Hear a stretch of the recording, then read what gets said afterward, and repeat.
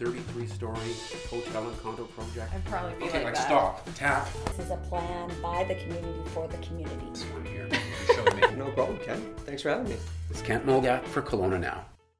And we're joined by Stefan Matis from Plia Productions in Kelowna, a company doing some great work with film, I must say. Oh, thanks, Ken. Yeah. So thanks for coming in. Now, this assignment at first, to make a film about it, sounds like it's going to be a little dull. You're going to be following around a bunch of wine people, having workshops, inside rooms, people talking, right? So as a filmmaker, right away, that presents some challenges to kind of make it kind of vibrant and to keep it moving. Yes? Yeah, I mean, anytime you have, creative boundaries or creative challenges, that, ironically, it's actually good for a filmmaker. It makes you struggle and really have to articulate what the message is. And we had limited cameras, limited time, but with the right camera angles, slow motion, putting the mics in the right place, we can tell a good story. So. Right. So this film that you made was all about the BC wine industry trying to come up with a cohesive sense of identity, and that's what these workshops were all about. So. How did you observe that? Did it seem like there was any headway made in terms of getting this diverse valley to come together with an idea of one identity? Well, I think these workshops are going to be one of many. They're really kickstarting the process. The university, UBC, etc. They're really wanting them to start asking themselves the question, as an industry, as a province, what is our wine identity? And this is a journey, and they're beginning that journey. Right. So. That's the one thing about this film, and I don't know if this is a spoiler alert or anything, but the question isn't really answered in that, it's 18 minutes long and the questions are great and the value of coming to identity seems to be expressed, but yet, what is it? Did you get any sense of what the identity of the BC wine industry is? I think going from region to region, I found out that each region, Vancouver Island, Fraser Valley, Similkameen, Okanagan, South Okanagan, they all have very different issues, very unique issues. And this was good. It puts the question on their radar and it gets them thinking. And subconsciously, consciously, they're going to start tackling these questions. They're going to start probably bringing groups together. They're going to start probably dialoguing with each other more. Those are great things. Right. It seems to me even within the Okanagan, you go from Salmon Arm all the way down to Osoyoos, and you've got right there completely different growing conditions and entirely different kinds of wines being produced. So it's almost like it seems to me that the identity is that there are so many identities. Yeah, and it's going to be a thing that really is positive about British Columbia, that we have that variety. It's also going to be a challenge, but at the same time, other countries have done it. A lot of other countries have very varied geography and climates, and they can do it. So if they can do it, BC can do it too. In some countries, they've got actual laws in place that a region should grow a certain kind of wine. Mm-hmm. And here, it's the Wild West, I suppose. Is that the difference between this sort of New World wine production versus Old World? I mean, I guess your film didn't go overseas, but... Yeah, I mean, there is definitely more structure, more tradition, more heritage in a lot of these older wine countries. It was mentioned, I don't know if in the video, but during the workshop, that we are in the Wild West phase, and that it's to be embraced. So we can kind of formulate, as a region, what should be our varietals, what kind of grapes should we grow, what best suits the region. So it's good. Yeah, it's good. It's not all positive. There's people actually saying this is what's wrong with it. Somebody said that we're known for being disorganized and having overpriced wines. I hope that's not our identity. Yeah, well, you know what? I think you can do two things. You can look at that and you can resist it and you can fight against it, or you can say, hey, how as an industry can we take that feedback and become a better industry? And I'm hoping that film helps, those kind of tough statements get out there and really invigorate the industry and think, we got some work to do. So. Right, and the other suggestion was made, and it wasn't really clear in the film where it comes from, but that we're not nice enough to the people. Are they talking? Was that comment? Were they referring to the customers who visit wineries? Are not treated with enough respect in some cases? I think the customers have a great experience here. I mean, you look at the industry; it's beautiful, and I think what those people were alluding to was just the whole HR side of things. You know, People who the employees working in the people working in the industry. Yeah, you know, again, it's very Wild West, so there's probably people that don't know a lot about employment standards, and you know, paying your people well. And as one of the attendees said, you know, your people are your industry. If you don't have the people, you don't have good wine. And Right. so that needs to be worked on for sure.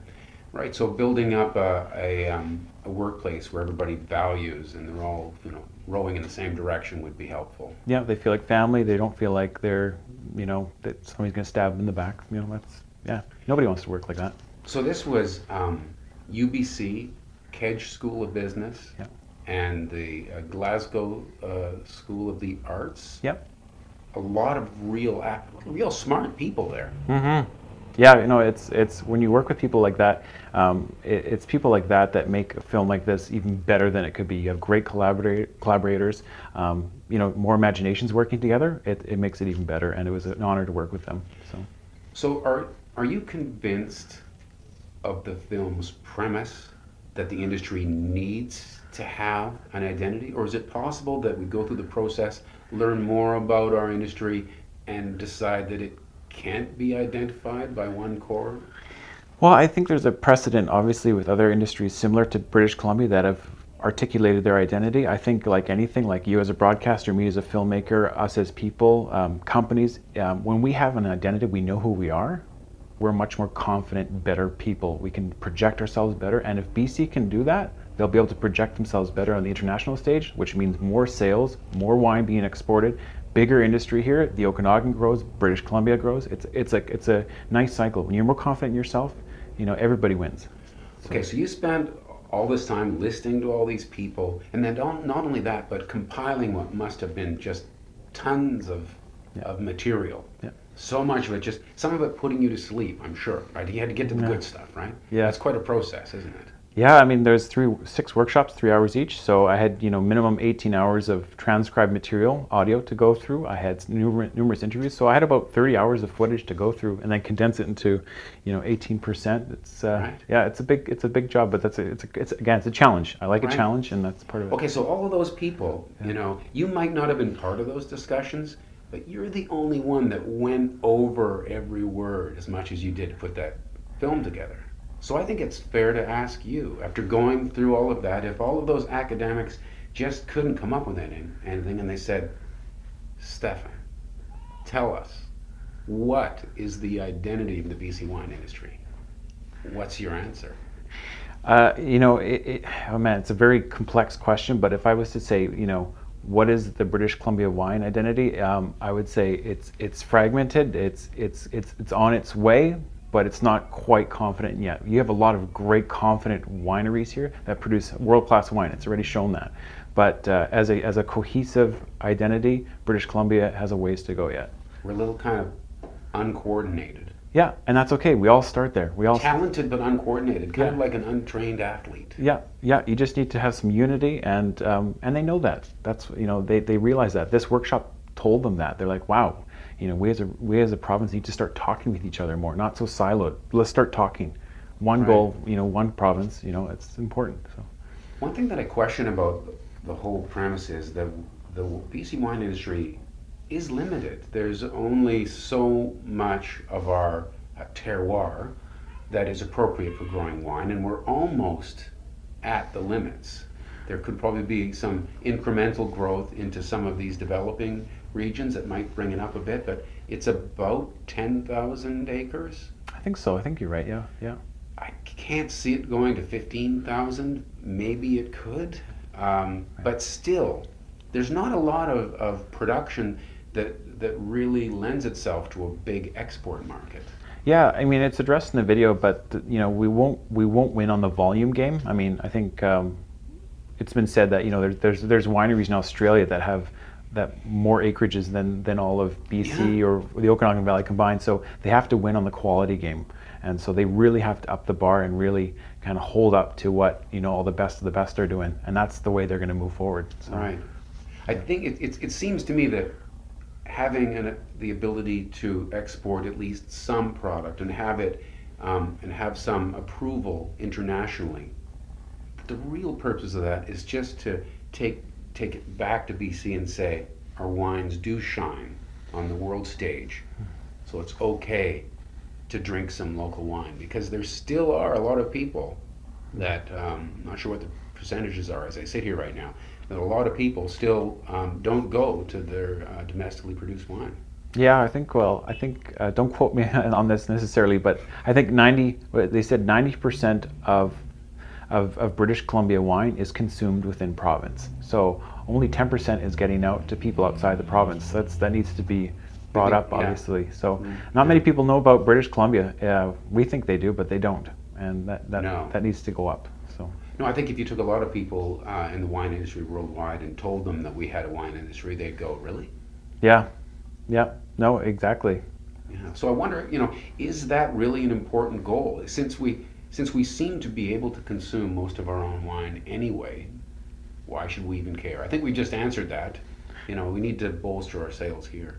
Yeah, I mean, if the industry is content to be where it is, then we're doing okay. But they're not content. We have very entrepreneurial, very driven people, and just like a good, healthy company, people want to see growth. They want to get internationally recognized, because that makes this region more and more valuable, right? We're bearing down on 300 wineries or something.